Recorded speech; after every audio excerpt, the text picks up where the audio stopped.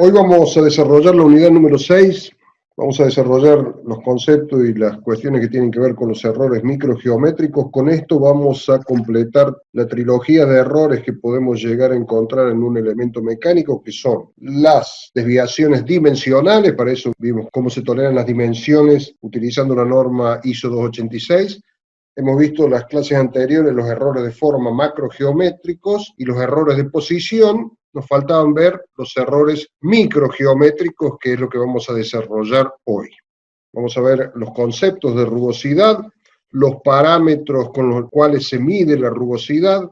Vamos a ver cómo se indica la tolerancia de rugosidad en los planos y luego vamos a hablar un poco sobre los instrumentos que miden la rugosidad, que son los rugosímetros.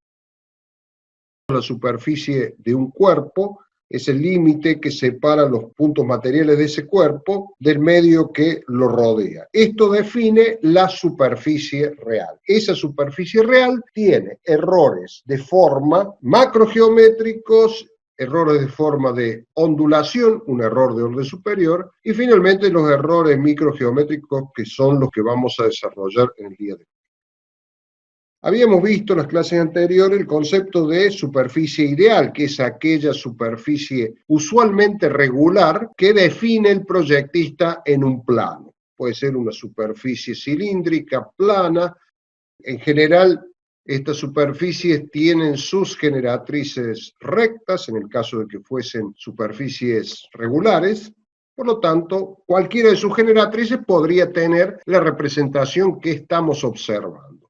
Luego sabemos que en los procesos productivos no se puede lograr exactamente la rectitud de las generatrices, sino que se generan errores de forma en distintos órdenes. El error de forma es el apartamiento de la superficie real con respecto a la ideal. Lo habíamos visto en las clases anteriores. Y habíamos visto también que se podía clasificar en distintos órdenes. Nosotros habíamos llegado hasta el sexto orden, según la clasificación de la norma DIN 4760. Y ya habíamos desarrollado los conceptos de los errores de forma macrogeométrica. Además, habíamos representado gráficamente cómo podía ser esquemáticamente la conformación de estos errores. Inclusive habíamos definido cuáles podían ser las probables causas que generaban cada uno de ellos. En general, cuando se evalúa una superficie, no se la evalúa integralmente, no se la evalúa en 3 dimensiones. En general se evalúa la forma de algunas generatrices de esta superficie que deberían responder a determinada forma de esa línea, que muy frecuentemente es una recta o una circunferencia.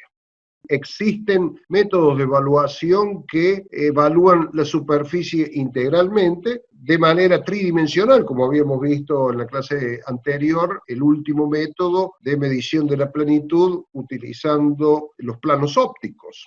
Eso correspondía a errores macrogeométricos. Pero en errores microgeométricos, al final de la clase, vamos a ver que existen ya sistemas de evaluación tridimensional donde se evalúa a la superficie de modo integral, o al menos una pequeña porción de esa superficie, pero de manera tridimensional, de forma integral.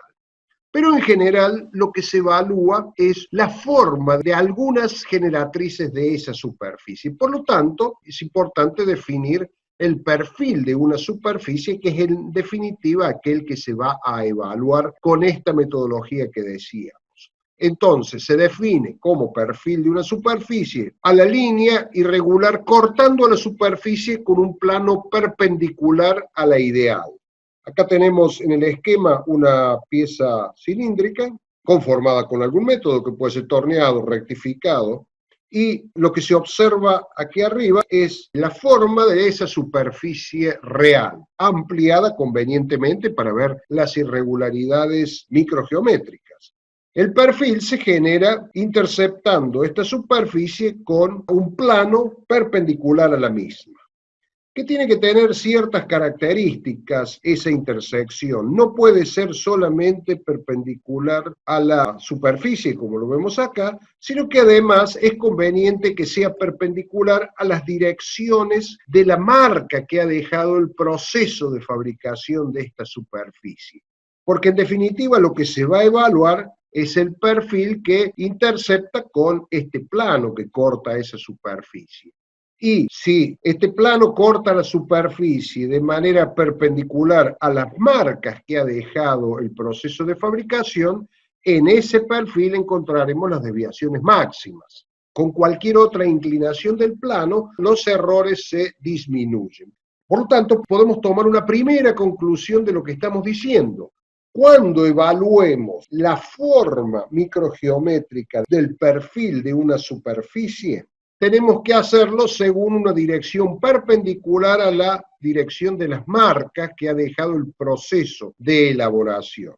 Si el proceso de elaboración no deja marcas con direcciones perfectamente definidas, puede ser que tenga marcas en todo sentido, por ejemplo, o simplemente las marcas sean muy irregulares o no existan marcas bien definidas, entonces tenemos que evaluar perfiles con distintos ángulos unos con otros al fin de evaluar a esa superficie en distintas direcciones. Eso es, insisto, cuando la dirección de las marcas del proceso de fabricación con que se ha obtenido esta superficie no están claramente definidas o no tienen una sola dirección. Para sintetizar, cuando nosotros evaluamos una superficie, si consideramos que esta es la vista general de la superficie, lo que hacemos es ampliarla lo suficiente como para poder observar estas irregularidades.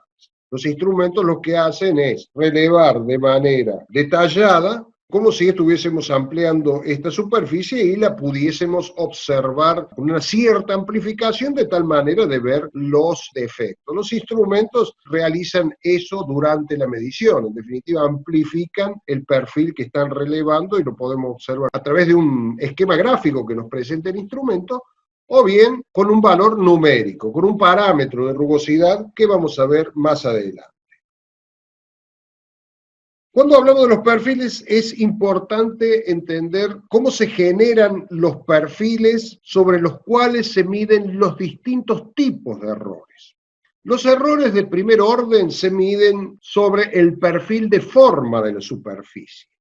Recuerden que los errores de primer orden son los errores de forma macrogeométricos. Estos son, por ejemplo, si recordamos, la planitud, la rectitud, la circularidad. Los errores de segundo orden, que habíamos denominado comúnmente ondulación, se miden evaluando el perfil envolvente de esa superficie. Para ello vamos a entender cómo se genera uno y otro. El perfil de forma se genera haciendo rodar sobre la superficie real, representada acá por el perfil real, en esta línea inferior en el gráfico, que representa el perfil real de esta superficie, decíamos, haciendo rodar una esfera ideal teórica de 250 milímetros de radio. Por el tamaño de la esfera, no va a percibir, no va a captar, no se va a introducir en todas las desviaciones que tiene el perfil, sino que va a filtrar las desviaciones de mayor orden, aquellas que son más pequeñas, porque esta esfera va a pasar por encima del perfil sin captar, sin percibir los errores de orden superior, errores de segundo orden o superior. La trayectoria del centro de esta esfera define lo que se denomina perfil de forma, que conforma los errores macrogeométricos. Lo que observamos acá, que es la trayectoria del centro de esa esfera de 250 milímetros, podría representar, por ejemplo, el error de rectitud de la generatriz que conforma este perfil de la superficie real.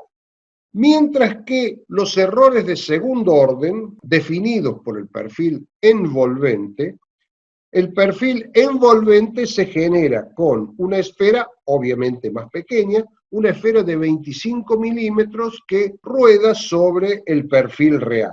Por el tamaño de la esfera, logrará captar, o sea, medir errores más pequeños que los que captaba la esfera de 250 milímetros, pero no los errores de orden superior, por ejemplo, errores de tercero, cuarto orden o superiores.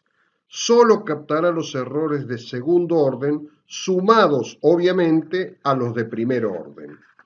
La trayectoria del centro de la esfera de 25 milímetros de diámetro definirá el perfil envolvente.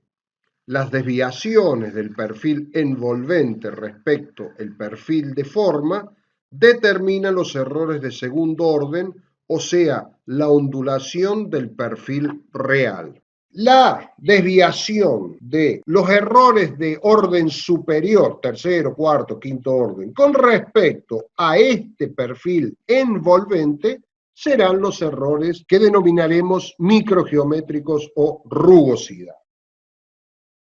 Por lo tanto, la rugosidad viene definida como la desviación de la superficie real respecto a la superficie envolvente. Aquel que habíamos dicho está definido por la esfera de 25 milímetros y que corresponde a los errores de tercer orden o superior.